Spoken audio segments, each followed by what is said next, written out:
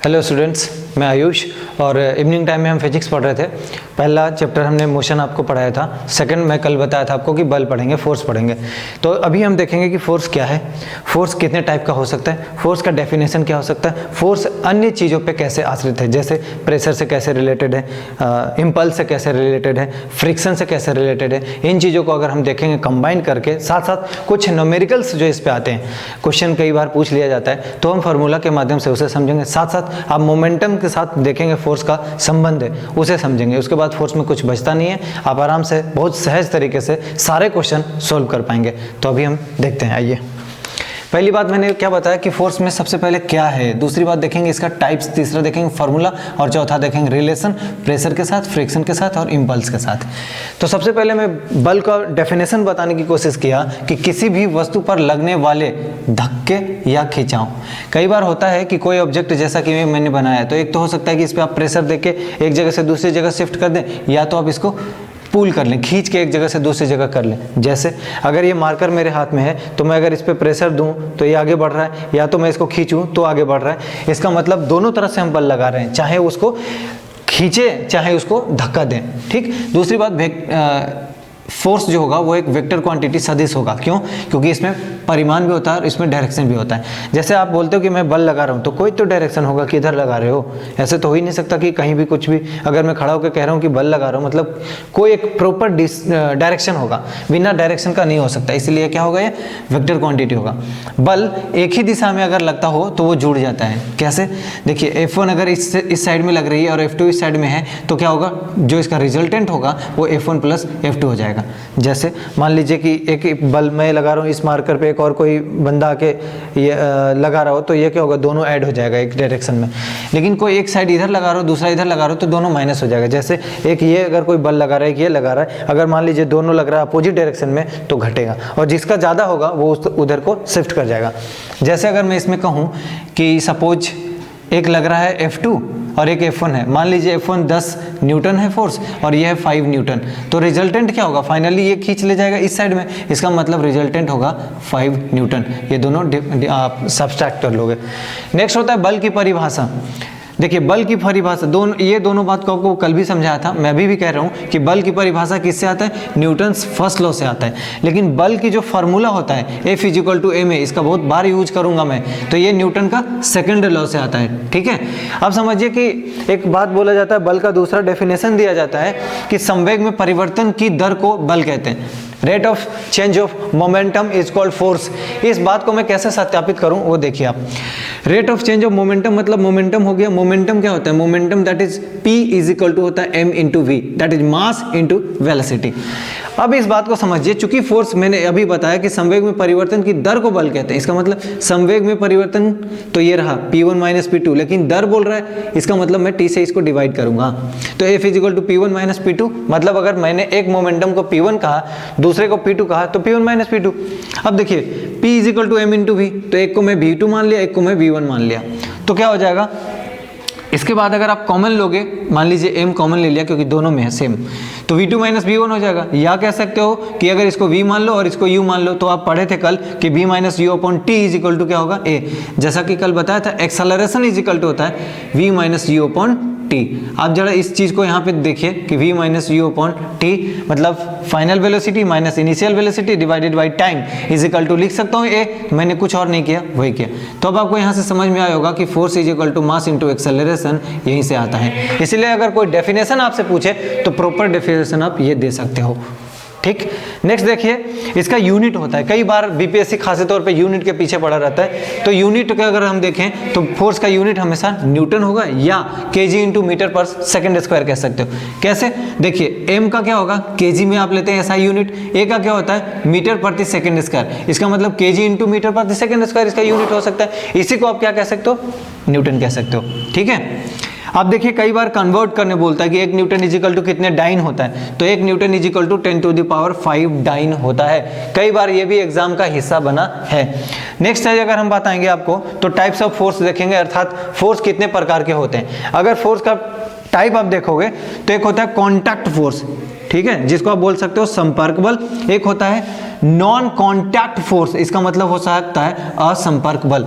संपर्क कहने का मतलब ये दोनों, अगर मैं बल लगा रहा हूं इस पे तो इस पे संपर्क होगा, मतलब टच रखूंगा तब तो होगा बल लगेगा, और एक दूसरा ऐसा हो सकता है, ठीक है, विदाउट टच। तो देखिए संपर्क फोर्स को भी मैंने क्या किया, दो पार्ट में डिवाइड कर दिया। पहला को बोल रहा हूँ अप्लाइड फोर्स, क्या बोला, अप्लाइड फोर्स, या इसको पेशीय बल भी हिंदी में कहते हैं। जैसे मांसपेशियों के क्रिया स्वरूप लगने वाले बल को पेशीय बल कहते हैं, ठीक है। तो अगर आप कोई चीज़ अपने मसल्स के बल पे करते हो या अपनी ताकत से करते हो तो वो कहलाएगा अप्लाइड फोर्स। जैसे मैंने इस मार्कर को, अगर मान लीजिए कि ये गिर रहा था अभी ऐसे इस तरह से, तो मैं इसको पकड़ने का जो बल लगा है वो इस तरह से आप अप्लाइड फोर्स कह सकते हो। दूसरी बात देखेंगे फ्रिक्शनल फोर्स या घर्षण का बल।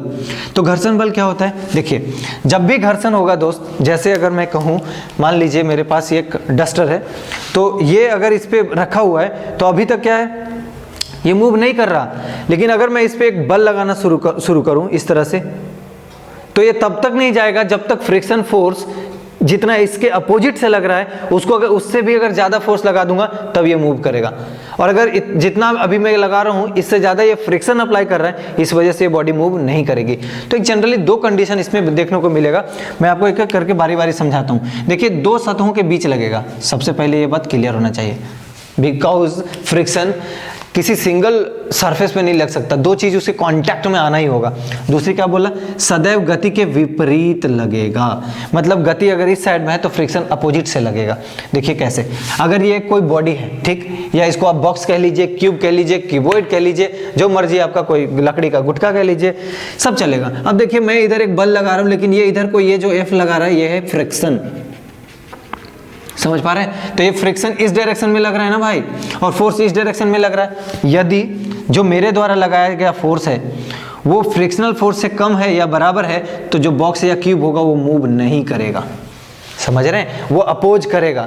जैसे अगर मान लीजिए किसी के साथ मैं फोर्स लगा रहा हूँ और जितना दम है वो जब तक लगाता रहेगा तब तक मैं उसको पीछे पुश नहीं कर सकता, लेकिन जिस समय उसके फोर्स जो लगा रहा है उससे ज़्यादा लगा दूंगा तब वो पीछे हट जाएगा, ठीक है। सेम चीज़ वही जो मैं अभी समझाया आपको कि अगर अप्लाइड फोर्स ज़्यादा हो जाएगा फ्रिक्शनल फोर्स से, तब क्या होगा, बॉक्स या क्यूब या जो भी होगा आपका ऑब्जेक्ट वहाँ पे वो मूव कर जाएगा, ठीक।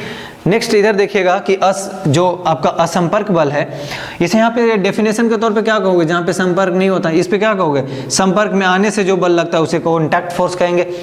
इसको समझने की कोशिश कीजिए, मैंने तीन पार्ट में से डिवाइड किया, पहला मैग्नेटिक, दूसरा इलेक्ट्रिक, तीसरा ग्रेविटेशनल फोर्स। तीनों का डेफिनेशन पढ़िए, तीनों अपने आप में एक चैप्टर बन के आएगा आपके सामने, तो बहुत ज्यादा यहाँ पे बल देने की आवश्यकता नहीं है, बस आपको मैं मर्म को समझाता हूँ कि कहना क्या चाहता है। देखिए चुंबकीय बल दो तरह से हो सकता है, आपको पता होगा कि कोई भी मैग्नेट होता है तो मैग्नेट में एक होता है नॉर्थ पोल, एक होता है साउथ पोल। अगर आप मैग्नेट के दोनों, मान लीजिए एक और मैग्नेट आपके पास मिला, किसी वजह से कहीं से ले आए, और दोनों, इसका नॉर्थ पोल और इसका नॉर्थ पोल को एक दूसरे के टच में ला रहे हो, तो क्या करेगा, प्रतिकर्षण होगा। लेकिन अगर अपोजिट लेके आओगे, मान लीजिए कि नॉर्थ और साउथ को मिलाओगे, यहाँ पे एक नॉर्थ है दूसरा साउथ है, तो यहाँ पे क्या होगा, आकर्षण बल लगेगा, समझ पा रहे हैं। और यहाँ प्रतिकर्षण, अगर नॉर्थ और नॉर्थ हो गया तो भी प्रतिकर्षण हो जाएगा, समझ पा रहे हैं। तो अट्रैक्टिव फोर्स कहलाएगा और रिपल्सिव फोर्स कहलाएगा यहाँ पे। तो देखिए एक F1 इधर लग रहा है, F2 इधर लग रहा है, दोनों अट्रैक्ट हो रहा है, यहाँ पे रिपल्स हो रहा है, प्रतिकर्षण हो रहा है। सेकेंड इलेक्ट्रिक फोर्स की अगर मैं बात करूं तो यहाँ पे क्या बताया कि एक आवेशित वस्तु द्वारा किसी आवेशित या अनावेशित वस्तु पर लगाया गया बल, वही कहलाएगा स्थिर विद्युत बल। देखिए कई बार आप बचपन में जब पढ़ाई कर रहे होंगे, तो जब छोटे होंगे तो कई बार आप अपने पेन में, जब सर में आप कुछ ऑयल वेल लगा लेते हो तो इस तरह से करोगे और कागज़ का छोटा छोटा टुकड़ा किए होंगे, और इस तरह करते होंगे तो कागज़ का टुकड़ा आपके पेन के संपर्क में आता होगा। आप उसको छू नहीं रहे हैं, वो कांटेक्ट में नहीं है, फिर भी वो आ रहा होगा। वो बेस्ट एग्जांपल है आपका स्थिर विद्युत बल का, ठीक है। खैर ये चैप्टर जब मैं पढ़ाऊंगा तो बहुत सारे एग्जांपल उस समय बताऊंगा आपको, फिलहाल आप पेशेंस बनाए रखें।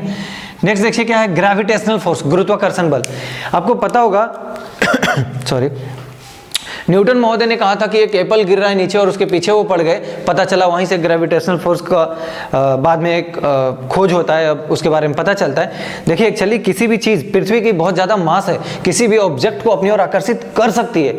अगर कर सकती है इसका सीधा मतलब है यही चीज़ जो मैं कह रहा हूँ कि वस्तु सदैव पृथ्वी की ओर गिरती है, क्योंकि पृथ्वी अपनी ओर उसे आकर्षित करती है। रीजन एक मात्र है कि पृथ्वी का मास किसी भी ऑब्जेक्ट से बहुत ज़्यादा है, समझ पा रहे हैं आप। नेक्स्ट अगर आपको मैं समझाने की कोशिश करूं, जहां मैं कल आपको छोड़ा था कि न्यूटन्स लॉ ऑफ मोशन, तो न्यूटन से 3 नियम मैंने आपको बताने की कोशिश किया था और उसमें से पहला था जड़त्व।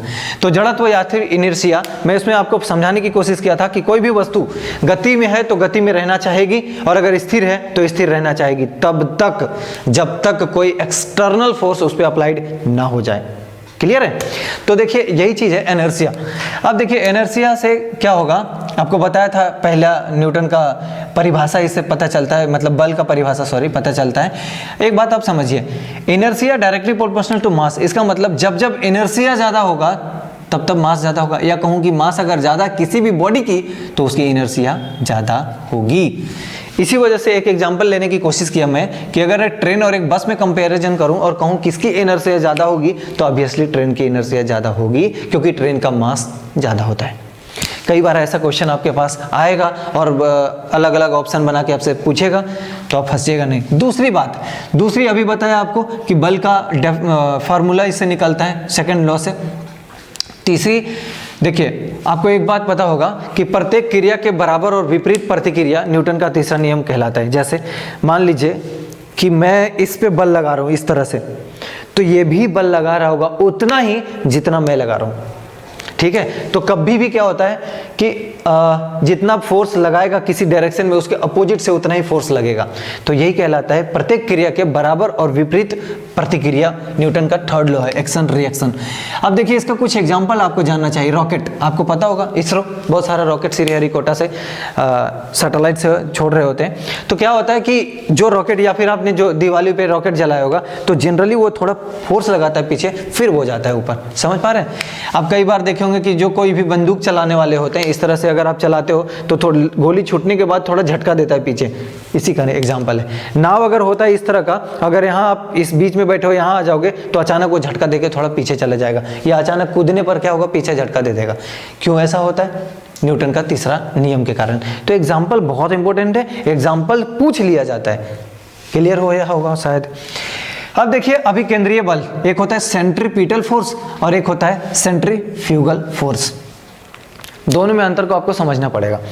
जब भी सेंट्रीपिटल का है, इसका मतलब फोर्स सेंटर की तरफ लगेगा, और सेंट्रीफ्यूगल बोले तो बाहर की ओर लगेगा। जैसे अगर मान लीजिए कि कोई रस्सी में अगर आप ऐसे बांध के चला रहे हो, इस तरह से घुमा रहे हो, तो वहाँ पे जो बल लगता है आपके हाथ पे लग रहा होता है। उससे अच्छा से दूसरी तरह से मैं समझाता हूँ। देखिए वृत्त के केंद्र की ओर जब बल लगे तो क्या कहलाएगा?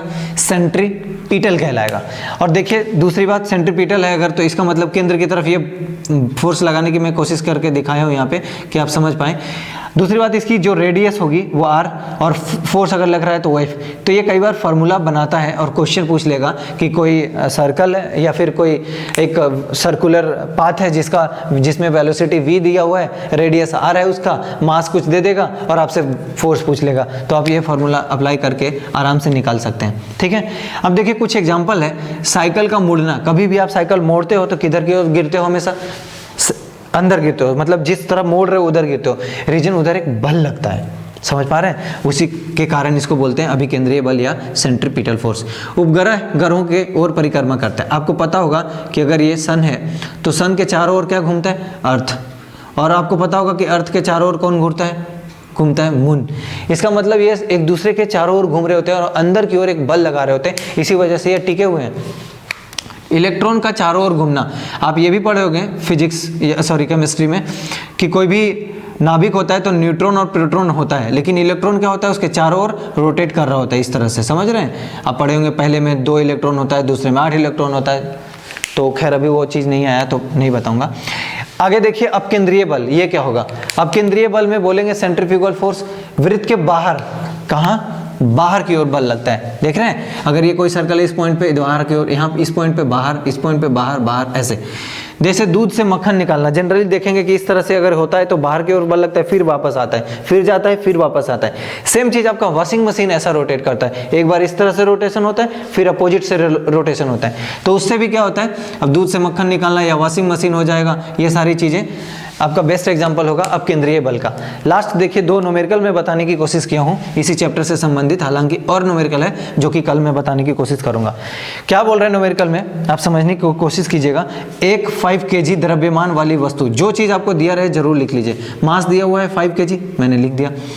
वस्तु 2 सेकंड के लिए, मतलब टी दिया हुआ है आपका 2 सेकंड के लिए एक नियत बल कार्य करती है। यह वस्तु के वेग को 3 मीटर से बढ़ाकर 7 करना चाहती है। मतलब आपका इनिशियल क्या है 3 मीटर पर सेकंड, फाइनल वेलोसिटी क्या दिया हुआ है 7 मीटर पर सेकंड। उसके बाद बोले लगाए गए बल की गणना करें। तो दोस्त फोर्स इज इक्वल टू, अब क्या पढ़े अब तक, मास इंटू एक्सेलरेशन।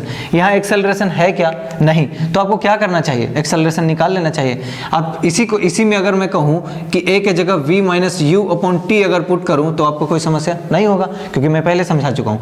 अब देखिए मास का कितना दिया हुआ है यहाँ पे 5, पुट कर दिया 5, सारे यूनिट SI यूनिट में चेंज करने की जरूरत नहीं है। तो 5 इंटू v कितना 7 माइनस कितना 3 डिवाइडेड बाई कितना टाइम 2। अब देखिए 7 माइनस ये करोगे तो कितना आएगा 4, तो 5 इंटू 4/2 कट कितना हो जाएगा ये 10, तो 10 न्यूटन क्या आएगा आपका फोर्स। लेकिन दूसरा सवाल क्या बोलता है, यदि बल को 5 सेकंड के लिए लगाया जाए तो अंतिम वेग क्या होगा। इसका मतलब v is equal to u plus 80, कल पढ़ रहे थे। तो v आप सॉरी u कितना है, v पूछ रहा है अब कि अंतिम वेग क्या होगा यदि टाइम को चेंज कर दिया जाए। तो इनिशियल तो वही है ना 3 प्लस a कितना है, अभी निकाला नहीं है आपके सामने a, तो a इजिकल टू क्या कर लोगे भाई साहब v minus you upon T कर लोगे। तो v कितना 7 माइनस 3 4/2 कर लोगे, कितना आएगा 2। तो यहाँ पे a हो गया आपका 2 और t हो जाएगा आपका 5, तो कितना हो जाएगा 3 + 10 इज इक्वल टू 13। ये वेलोसिटी है, इसका मतलब मीटर प्रति सेकंड होगा, और ये जो आपने निकाला वो तो न्यूटन में होगा। यही दोनों सवाल था आपका। एक लास्ट सवाल है इस साइड में, एक कार 108 किलोमीटर प्रति घंटा से चल रही है, यही मैं बनाता हूँ। इसका मतलब u दिया हुआ है 108 किलोमीटर पर आवर गति से चल रही है। ब्रेक लगाने के बाद यह 4 सेकंड का समय लेती है। इसका मतलब गाड़ी रुक रही है तो v क्या होगा 0, और टाइम कितना हो गया t 4 सेकंड का टाइम लेती है। बहुत बढ़िया। आगे अगर आप देखिएगा तो इसमें बोला गया है कि कार का यात्रियों सहित कुल द्रव्यमान, इसका मतलब आपके सामने मास दिया हुआ है कितना 1000 kg। देखिए सारा SI यूनिट में, लेकिन ये नहीं है। तो आपको बताया था कि बड़े से छोटे में चेंज करना हो तो क्या करोगे 5/18, 18 6 से कटेगा 6 5 30, ठीक है। तो ये हो जाएगा मीटर प्रति सेकंड में। अब आपको बताना होगा कि पूछ क्या रहा है, बल की गणना करना है, फोर्स। तो फोर्स के लिए पढ़े हो m इंटू a। अब a आपको पता करना होगा, फिलहाल m दिया हुआ है कितना 1000, a निकाल लोगे आप v माइनस यू करके, तो v 0 है, u कितना होगा माइनस, तो 0 माइनस 30, देखिए 0 माइनस 30 डिवाइडेड बाई t कितना 4। इसका मतलब 1000 इंटू 30 अपॉन 4, लेकिन ये माइनस साइन आएगा, रीजन यहाँ माइनस है, ठीक है। अब ये 4 है तो काट दीजिए, 250 इंटू 30 इज इक्वल टू 7500, क्या आएगा फोर्स है न्यूटन में। लेकिन एक ध्यान रखने वाली बात यह है कि ये निगेटिव होगा। क्यों निगेटिव होगा दोस्त, क्योंकि ये ब्रेक लगाने के बाद अपोजिट डायरेक्शन में है, ठीक है। तो इस तरह से कोई न्यूमेरिकल आता है, बहुत आसान होता है, आप खुद से एक बार जरूर बनाइए, बाकी इसको आप फॉलो करें, ठीक है। ठीक है फ्रेंड्स, तो अभी तक जो भी हम पढ़ रहे थे फोर्स का टॉपिक में, अब देखिए इससे रिलेटेड क्या है, प्रेशर रिलेटेड है इसी से, इम्पल्स रिलेटेड है इसी से, साथ साथ आप देखेंगे मोमेंटम रिलेटेड है इसी से, और भी जो भी चीज़ें आएगा इसमें से जो भी जुड़ा हुआ होगा बल से उसको एक जगह हम कर लेंगे। साथ साथ जो भी न्यूमेरिकल से बचा होगा उसको नेक्स्ट क्लास में कर लेंगे, और आगे की टॉपिक जो भी इसके आगे का होगा निर्धारित किया गया होगा। तो हम जनरली अब फ्रिक्शन इससे और जुड़ रहा है तो उसको भी हम कवर करेंगे। और अगर आप लोग को पसंद आ रहा है प्लीज़ दोस्तों को ज़रूर शेयर करें, ज़रूर शेयर करें। बाकी जितना भी मेरे से बन पाएगा पूरी मेहनत के साथ आपके साथ मैं जुड़ा हूँ और जुड़ा रहूँगा। धन्यवाद।